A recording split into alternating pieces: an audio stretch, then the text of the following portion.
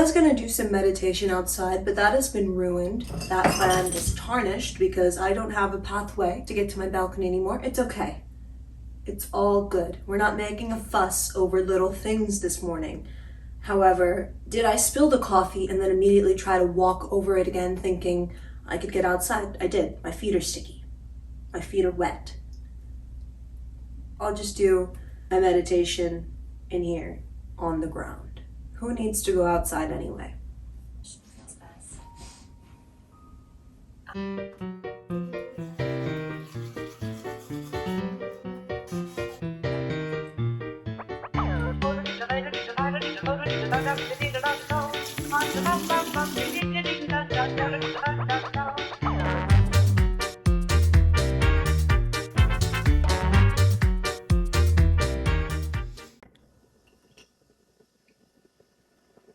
I'm gonna sit here with my coffee and read for a little bit. I'm trying to read this Wuthering Heights by Emily Bront, and I've heard the Bront sisters are great. The other sister, she wrote Jane Austen. Fabulous. I haven't read it yet. So I'm really trying. I always try to mix in a classic book with the sheer amount of just not classic books I read, but this might have been the wrong choice because when I'm reading it, I'm like,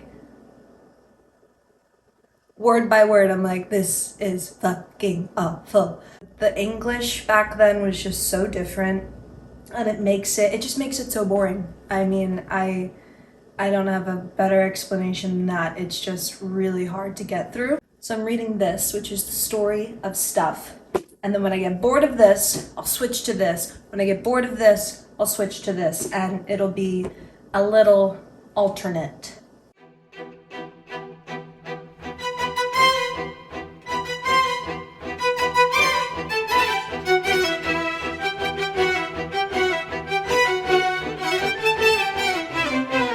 This book is giving me an existential crisis, but it's also making me think, which is the best about books. Books make you think, books make you smarter. If you want a book recommendation, here's my book recommendation, The Story of Stuff. If you don't want to read the book, watch her short film. I think it's like 20 minutes. And I want to go on a little rant right now. This book is fabulous, and it basically tells you how everything is made, how things we use in our day-to-day lives are created. So our cotton t-shirt, our electronics, the production and the manufacturing that goes into making these products is all highlighted in the book. It makes me disgusted and also a little scared because we produce so much. The amount that we produce, there's just so much waste. I think it's important to talk about this because I think we should all try to be more conscious consumers. You vote with your dollar. Money is power, and who you give your money to is who you're giving your power to. If you're shopping on Temu, on Shein, on any fast fashion site, that's where you're putting your money into. Your hard-earned money is going towards a company that has no moral compass, no moral grounding. And I'm not trying to sound holier than thou. I've shopped at Shein before, but I stopped 3 years ago when I read about this and I was like, oh, that's not something I believe in. I don't want to spend my hard-earned money on clothes that are made in a sweatshop. I don't want to spend my money on clothes that are made wrong with chemical compounds that I can't even pronounce, and I took chemistry and I don't even know what this chemical is. No, doesn't sit well with me. So I stopped buying from there, and I'm voting with my dollar there. I will not buy from those companies. In turn, I will buy from Depop, I will buy from ThredUp, I will buy from Vinted, I will buy from Poshmark. There's other options out there, especially for clothes. Oh, maybe I don't need that top that's $50 from Zara, and maybe I could just try to thrift it or look on Depop or something else. Or maybe I just don't need the top at all. In the past year, I haven't had much extra income to buy things because I pay my rent in my apartment. So that's really minimized my consumerist abilities. This past year, or I guess 10 months, has been otherworldly because I haven't spent money on things, and I realized that I don't need to spend money on things. There's no need for me to spend money on things that I don't truly love and adore. When you look within yourself and you ask yourself what you truly want and what you truly need, and you're not looking outwards to what the trends are and what your friend has and what this person is saying you should get. When you ask yourself what you need and what you want, that is usually very different as to what the world and society is pressuring you to get. So that is what I ask of anyone watching this video to take from this video, is to be conscious of what you're buying. Even maybe sometimes just say no. Just say, no, I don't want to buy that. I don't need that. It's not going to benefit my life in any way, shape, or form. The Story of Stuff, read it. Now I'm gonna go work out.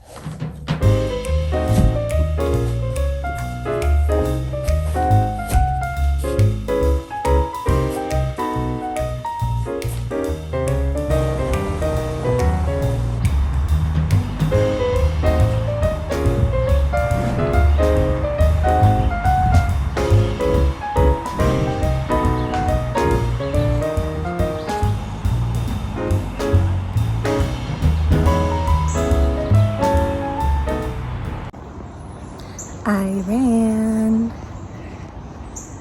My recent food fixation has been acai bowls. Maybe not acai, but a smoothie bowl. I've been making it every day now for the past 2 weeks, and it is everything and more. So I'm gonna show you.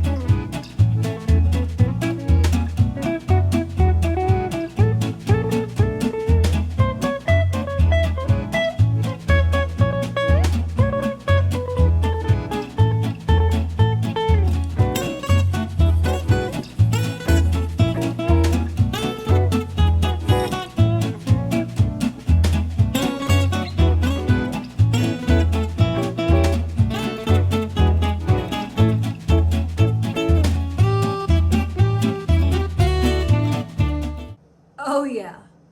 Yeah. Smoothie bowl. Easy peasy lemon squeezy. It's amazing. It's delectable. It's savory. It's sweet. It's everything you'd want out of a breakfast. Nutritious. I'm gonna have to lick the side. I'm really hungry and I'm not capable of eating without watching a little video. Yes, I am a YouTube kid. A YouTube iPad kid, and if I don't watch something, I'm gonna get fussy. I'm always late to TikTok trends, and I see them on Instagram 3 months later. That's the price I pay for not having TikTok. I see all the trends, everything that's trendy 3 months later, 3 to 6 months later. And I found this song. It's called A Bird's Last Look. I found it on Instagram Reels, and wow, it might be the greatest song I've ever heard. It's not. But it's so groovy, and I just have to play it, and I have to dance to it, okay? The way Emma Stone says, let's dance, let's dance. It just brought out feelings I never thought I had. Let's dance.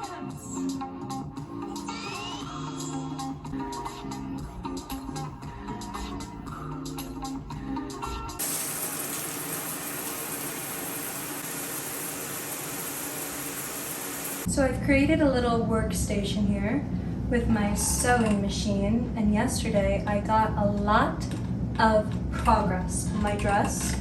Sewed it together using white thread, open back. When I put it on, I came to the realization that I don't know when I would ever wear a bodycon, backless, halter, red dress. So I've decided I want to make it into a top. I'm really still bothered by the white seams. That just bothers me because I feel like it kind of cheapens the fabric. So until I get red thread, I'm not gonna mess with that anymore. My project today though is going to be a little different. My boyfriend has this drawstring bag and it is obviously broken, so I'm going to sew it back together. While I do this, I'm going to watch America's Next Top Model.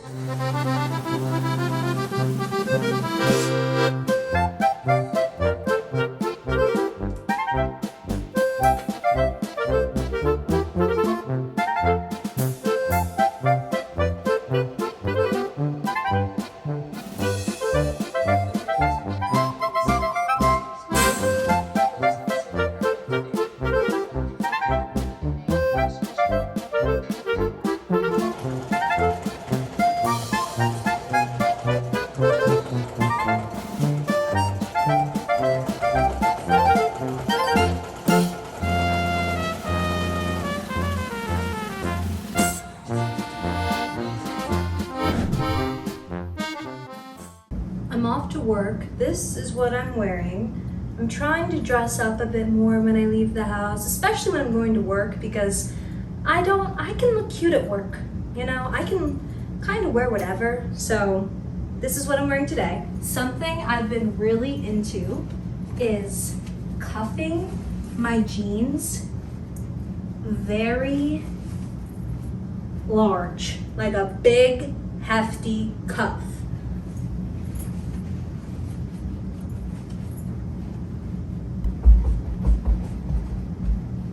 And then I have my big ass bag with my computer, my book, my water, all the essentials.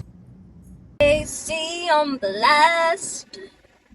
It's so hot. Speed bump. I always have this internal dilemma every time I go to work.